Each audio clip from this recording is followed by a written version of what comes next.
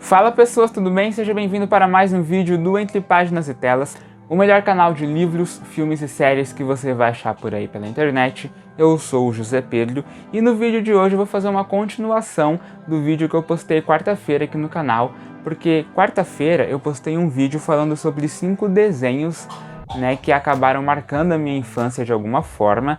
E no vídeo de hoje eu decidi falar sobre 5 séries que acabaram marcando a minha infância. Então, já vai deixando o like, se inscrevendo no canal, ativando o sininho que é muito importante. E depois, quando você acabar de ver esse vídeo, dá uma olhada nos nossos outros vídeos que são todos muito bons também. Beleza? E bem, a primeira série dessa lista que marcou demais a minha infância, eu acredito que deve ter marcado a infância de muita gente, é a série Um Maluco no Pedaço.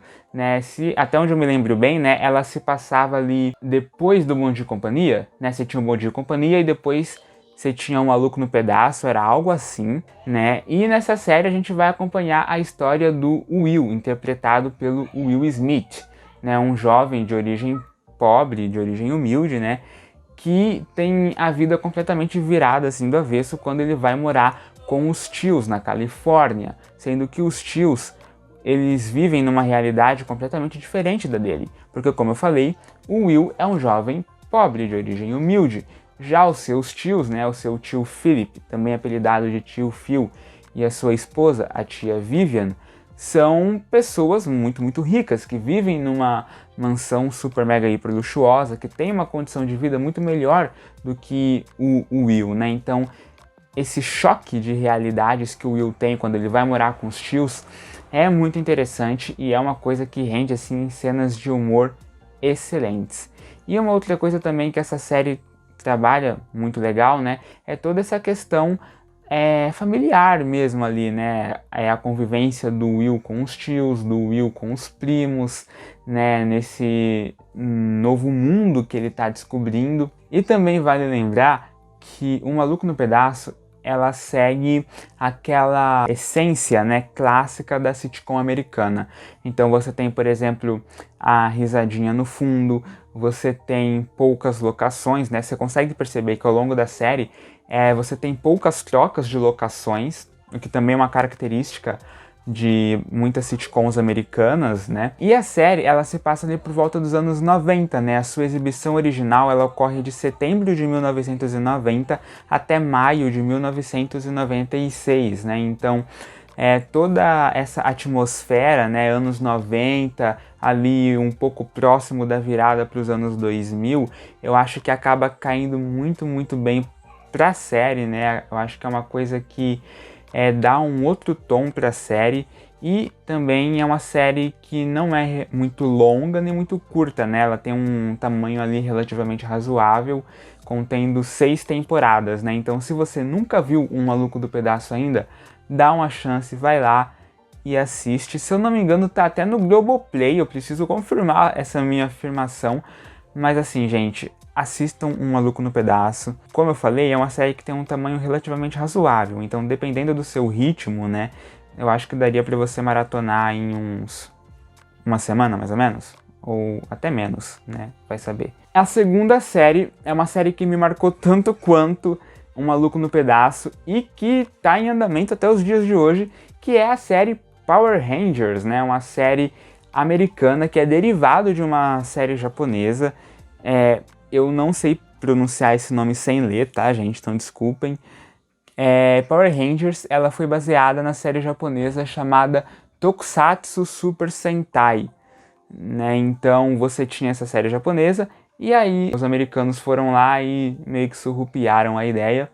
E Power Rangers, ela é uma série que não tem muito o que falar dela. Você tem um grupo de pessoas, geralmente adolescentes, que acaba ganhando superpoderes e que precisam lutar contra alienígenas para conseguir salvar o mundo, sabe? É basicamente isso, E Power Rangers, ela é uma série muito legal porque você consegue ver que, por mais que ela seja uma série americanizada, ela ainda tem uma estética relativamente parecida com outras produções orientais, tipo o Jaspion, por exemplo, Então eu acho isso muito legal, porque você vê que é uma produção americana, mas ainda assim eu acho que eles conseguem manter, de certa forma, essa estética aí meio oriental, e eu acho isso muito legal na série. E Power Rangers tem,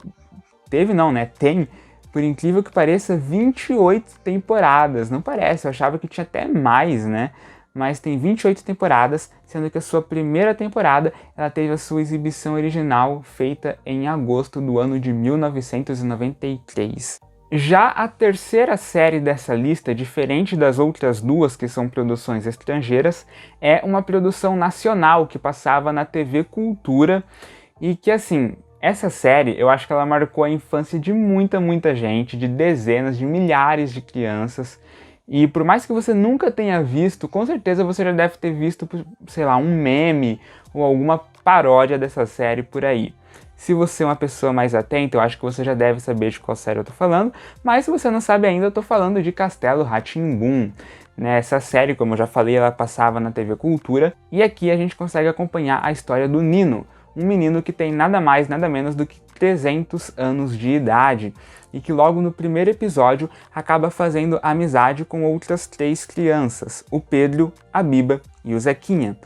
E a série, ela consiste justamente em acompanhar, né, as aventuras e as enrascadas nas quais o Nino vai se metendo juntamente com seus 3 amigos, o Pedro, a Biba e o Zequinha. E aí ao longo dos episódios, ao longo das temporadas, a gente vai vendo a relação deles juntamente com outros personagens que também habitam os arredores do Castelo Rá-Tim-Bum, como por exemplo o tio Vitor, que é o tio do Nino, né, responsável por cuidar dele, a Caipora, o Etevaldo, a tia Morgana e inúmeros outros personagens que são extremamente icônicos e que marcaram a cultura nacional. E Castelo Rá-Tim-Bum teve a sua exibição original feita de maio de 1994 até dezembro do ano de 1997, contando aí com 4 temporadas. Já a quarta série dessa lista, né, agora voltando lá para os Estados Unidos, é uma série que, diferente das outras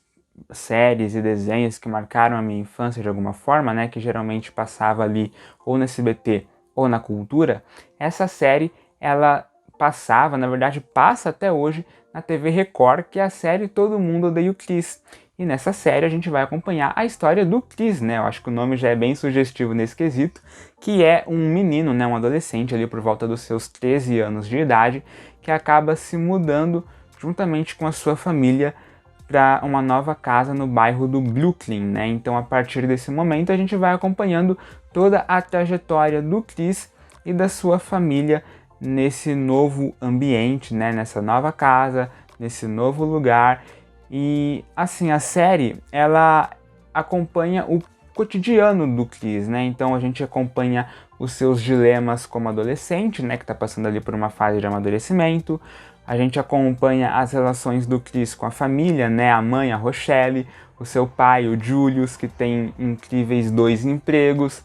A gente acompanha a relação do Chris com os seus irmãos, né? O Drew e a Tônia. A gente também acompanha as relações do Chris na escola, que é uma parte muito interessante, muito importante do seriado, uma vez que o Chris ele é o único menino negro na escola. E eu acredito que isso é muito legal, porque a série ela consegue trabalhar essa temática de racismo de uma forma muito bem humorada, de maneira que não fica pesado, muito pelo contrário, sabe? Você consegue dar risada, você consegue se divertir, então assim, essa série ela é muito boa. E por mais que eu já tenha visto muitas vezes, porque já reprisou tantas vezes que até enjoou, eu acho que se você ainda não viu, dê uma chance, porque provavelmente você vai gostar. E por mais que a série em si ela se passe nos anos 80, ela teve a sua exibição original feita de setembro de 2005 até maio de 2009, contando aí com 4 temporadas. E a quinta e última série é uma série que também me marcou muito, né, que também deve ter marcado aí a infância de muita gente, que é a série Eu, a Patroa e as Crianças, que também passava na SBT, né, se não me engano ali no após Bom Dia e Companhia, né, e assim como em Todo Mundo Odeia o Chris, onde a gente acompanha a trajetória do Chris, né, o cotidiano dele, então aqui a gente acompanha toda a trajetória, né, todo o cotidiano ali do Michael com a sua esposa, a Janet, e os seus filhos, o Michael Jr., que é o mais velho, e as suas duas filhas, a Claire e a Cade, né? Então é muito interessante você ver o cotidiano dessa família, né? Porque conforme você vai vendo os episódios, é como se você realmente fizesse parte daquela família, né? Então é meio que o cotidiano, como se o cotidiano delas fosse de certa forma o seu cotidiano também, né? E uma coisa que eu acho muito interessante aqui também é que ela segue de novo, assim como o Maluco no Pedaço, por exemplo, aquela estética clássica da sitcom americana. Então você tem poucas locações, você consegue perceber que a série ela se passa quase que inteiramente dentro da casa dos Kyle, né? E você também tem toda aquela questão da risadinha no fundo, né? Então você tem a piada e depois a risada, né? Então assim, eu gosto muito disso, por mais que eu acho que hoje em dia talvez fique um pouco, sei lá, um pouco datado. Não sei se datado seria a expressão correta, mas por mais que hoje em dia esse formato, né, não seja um formato que a gente esteja acostumado a ver, ainda assim é muito legal você ver essas sitcoms. Eu acho muito legal. Acho que depois que eu assisti WandaVision, eu passei a olhar o formato sitcom assim de outra maneira. E essa série ela teve ao todo 5 temporadas, indo de março de 2001 até maio do ano de 2005. Bem, eu espero que vocês tenham gostado do vídeo, né? Eu acabei deixando algumas séries de fora, né? Porque não dava para colocar todas aqui. Mas deixa aqui nos comentários se alguma dessas séries que eu falei aqui acabou marcando a sua infância, assim como marcou a minha, ou caso você tenha alguma outra série que eu não falei aqui, comenta aqui embaixo também, e não se esquece de deixar o like, se inscrever, ativar o sininho, que é muito importante, e já aproveita e dá uma olhada nos outros conteúdos do canal, que são todos muito bons também. Um abraço e até o próximo vídeo.